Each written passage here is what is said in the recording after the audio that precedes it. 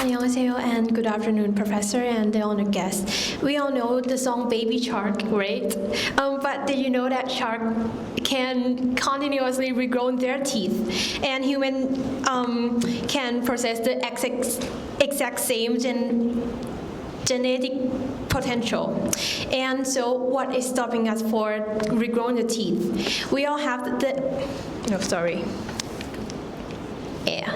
We all have a biological handbrake called a protein. It's called USAG1, which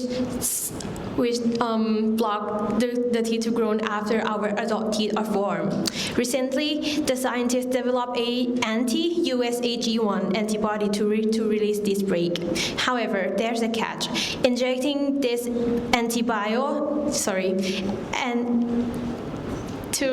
injecting this antibody into the whole body causes seriously off-target effect and with the kidney and the bones, and the teeth might grow in the wrong direction. To solve this problem, let me introduce you to our Thermo-Responsive Hydrogel.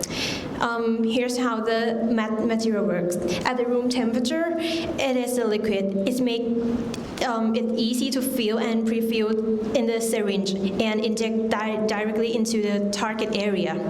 And once inside the body, it instantly turns into a solid gel and molding into the space and holding the drug right where it belongs to be.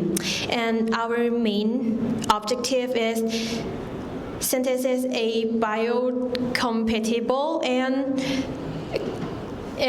the temperature sensitive hydrogel for our oral use. And the next is achieve fully control, meaning we precisely control where, how, and how long the antibody are released.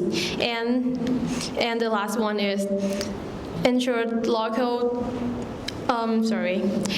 local tooth regeneration without harming our other systemic organs. And how does it work biologically? Once inject the hydrogel, release the antibody into our gum, and that is going to unlock the stem cells and trigger natural tooth to form itself. And after the drug is fully delivered, the hydrogel naturally biodegrades itself and leaving the clear space for the new tooth to grow. Through this approach, we achieve local target and retention, successfully control drug and releasing time.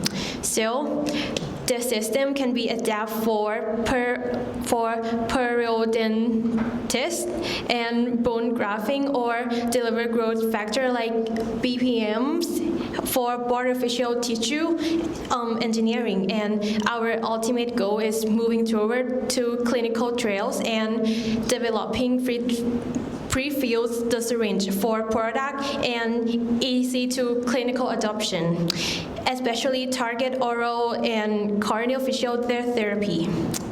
And that is all I wanted to present, and I would happy to answer all your questions. So therapeutic agent can be largely distinguished into two different categories. First one is a small molecule, and second one is antibody or biologics. But the problem with the biologics or antibody-based therapy is very poor permeability into a cell. So if you treat teeth with this thermo-responsive hydrogel along with the antibody, then even if the antibody is released from the gel, I believe the chance of the antibody getting into the right cell is low. So what do you think? You're asking about how it released and trigger the right cell. So once it's released from this hydrogel, the antibody has to get into the cell for it to work. Okay. But it's very hard for antibody to cross the cell membrane by itself.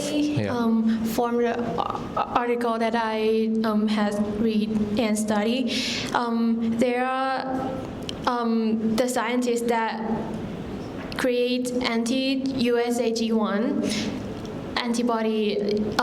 They have taste. It like it can react with the cell. They already did it in mouse. Yeah, but in clinically for human, I developed this project so we can have fully control and target the right place in our oral mouth.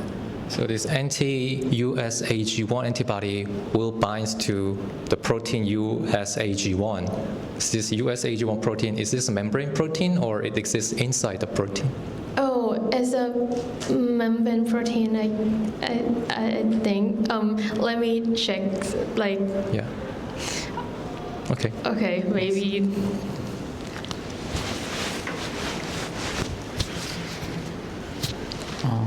So how do you control the stabilizing the hydrogel? So before you inject, it should be a liquid state, right? But after injected, that need to be stabilized. It should be a stable gel, right? So how can you control such state change from the liquid to stable gel? Release continuously, right? The reason I choose hydrogel is the substance inside the hydrogel mostly release by itself and continuously, like at the same speed. Yeah, so I think it's gonna be release the substance and antibody in the right amount and the time. Yeah. So how can you control such change? I think it's a function of the hydrogel by itself. What if that is become stabilized before you inject in your syringe? I think now I maybe not ready to answer this question. Let me like look in after this. Sorry.